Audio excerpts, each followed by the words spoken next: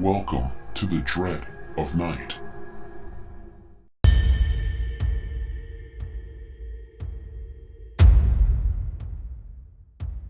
I weaved my way through the winding mountain roads in an old box truck, hoping to see some sign of civilization.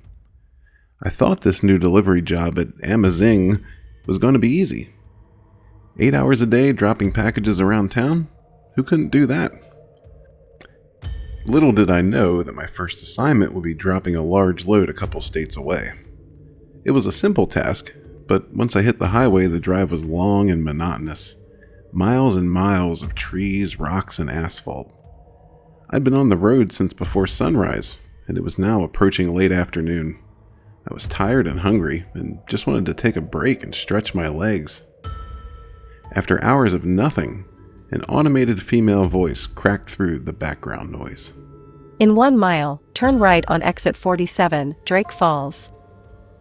I glanced at the GPS, a standard outdated model that the company provided to all new drivers, and was relieved to see that there was indeed a town just ahead. My eyes moved from the pulsating blue dot to the estimated arrival time, and I smiled even wider.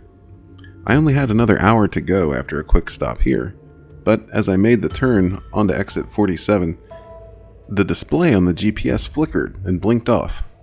Oh, what the hell now, I cursed. I followed the exit and drove into Drake Falls, pulling off on the side of Main Street to inspect my route finder. I pressed the power button numerous times, held it in for a few seconds, flicked the screen with my fingers, nothing. I continued to fiddle, checking the wires and pressing every button on the device. Nothing worked. I pulled out my cell phone to check for a signal, same thing. Completely dead. So was the company radio. In a brief burst of anger, I punched the GPS, knocking it from its mount and right out the window of the box truck.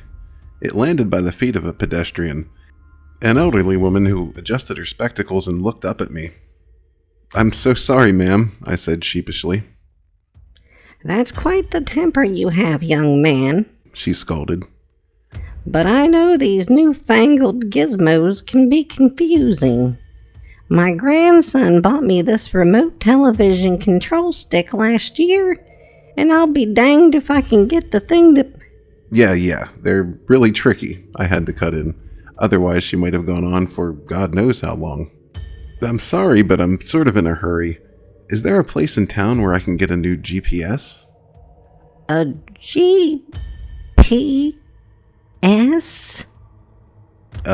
A new gizmo, like that one," I explained, pointing to the broken hunk of plastic at her feet. We don't have any of those big box stores here, but you might find something at Little Alexander's pawn shop down on 3rd Street. He gets..." "Thank you very much, ma'am," I called, slamming the truck into gear and driving off. I didn't want to be rude, but I was definitely getting rambling grandma vibes from this lady, and I really wanted to get to the drop point before dark. I cruised down the road, looking for 3rd. All the numbered streets connected to main streets in these small towns, and it wasn't long before I saw it. I turned onto 3rd and saw Alexander's a few blocks up. It was kind of a hole in the wall. The entrance was tucked into an alley behind what was probably the dirtiest bar in Drake Falls. If not for the sign out front, I doubt I would have even found the place. The door opened with a hard thunk. The clapper must have fallen out of the bell a long time ago. I looked around and let's just say my expectations were met. Half the shelves were bare, and the rest were cluttered with assorted junk. I walked through the mess to the counter in the back. This is what I was looking for. Behind the glass were the few items that people might actually have a use for: guns, knives, and electronics. "Can I help you?" came a holler from the back room. Alexander came limping up to the counter. He didn't disappoint either. The man was rotund, and used an old wooden cane to support his stiff leg as he walked. He wore jeans that were too big, held up by thin red suspenders. No shirt, but thankfully, he had a ratty vinyl vest covering most of his upper body. "Oh, you got a delivery for me?" he asked. "No, sir. I'm just passing through. My GPS died as soon as I got off the highway. I was told you might be able to help me out. I've had a few folks complain about that very thing when they come into town, but you're in luck, Alexander said, grabbing a ring of keys from his pocket. He bent down and unlocked the glass case. He reached in and retrieved a GPS that looked even older than the one the company gave me. It was a very dated Karman GP Express. I've seen a few of these come and go. Never had one returned, but I always seem to have one in stock. Should get you where you're going. Looks like a piece of shit, I blurted out, but I was in a bind. Beggars can't be choosers, I guess. How much? $100, Alexander answered. I was pretty sure he just spat a number out that he thought I'd pay. And he was right. Bag it up, I said. I left the shop and drove to a nicer part of town to grab a burger and fries. Daylight was burning, though, so I decided to set up the Karman and eat on the way. Surprisingly, it was fully charged. The mapping system was in dire need of an update, but that would have to wait. I punched in the address, and the display twisted and turned finally, pointing me in the right direction. In 400 feet, turn right onto Couch Lane. I did just that, and followed the rest of the directions to get out of town. It didn't take me back to the highway, though. Instead, it led me through a series of back roads. I pulled up alternative routes, and this seemed to be the quickest way. The old machine knew what it was doing. After a half hour of navigating obscure, narrowing roads, I had a feeling something wasn't right. The warehouse was supposed to be right off Interstate 88, but the GPS was leading me further and further away from the highway. I stopped and punched in the address again. Recalculating. It proposed the same route as before. I tried to retrieve the alternative routes again, but they had vanished from the system.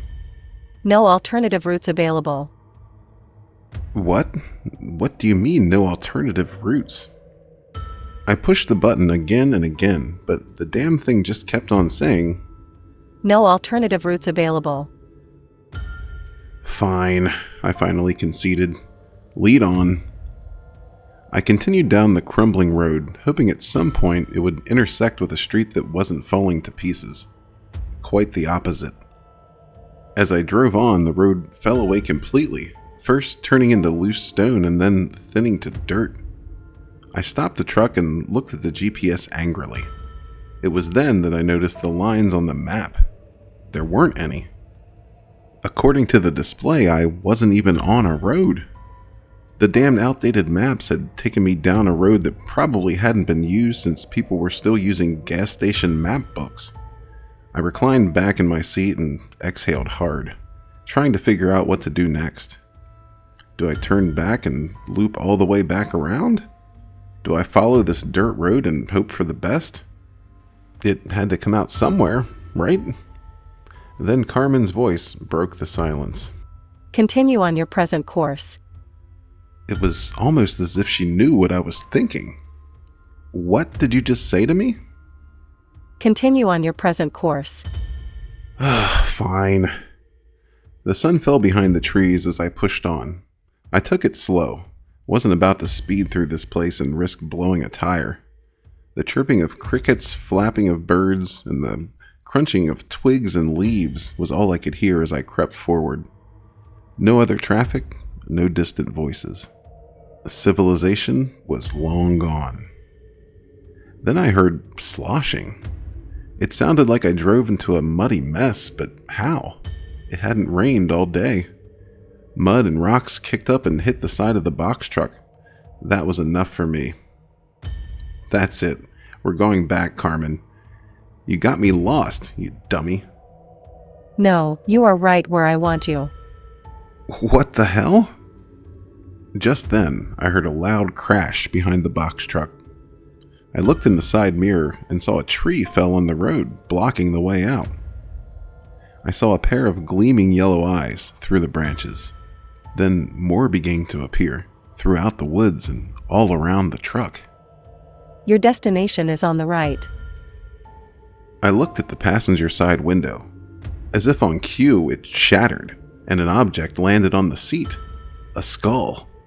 Oh, hell no. I shifted into first gear and hit the gas, but the truck bucked, rolled forward a little, and shut off. The check engine light glowed on the dashboard briefly before fading away. I turned the key. Nothing. Not even a sputter. The display on the GPS began to fade too, but not before Carmen could leave me with a few parting words. You have arrived at your sacrifice. I ran into the back of the box truck and closed the steel roll-down divider. I tore open package after package, looking for some kind of weapon, anything I could use to fight my way out of here. Then the banging started. A slow, rhythmic banging on all sides of the truck. The sheer number of fists pounding against the steel made me realize that no matter what I found, I wasn't getting out of this. So I found this pen and notepad and wrote my story. Maybe it will save a life one day. If you're reading this, stay out of the woods. Stay away from Drake Falls. And never trust a Carmen GP Express to take you anywhere but hell. Alexander shut off the lights in the back room and locked the door. He hobbled over to the counter and opened the register and counted the contents, placing the cash in a bank bag when he was finished. He knelt down and peered into the glass case. There she was, as always. "Back already," he said with a chuckle.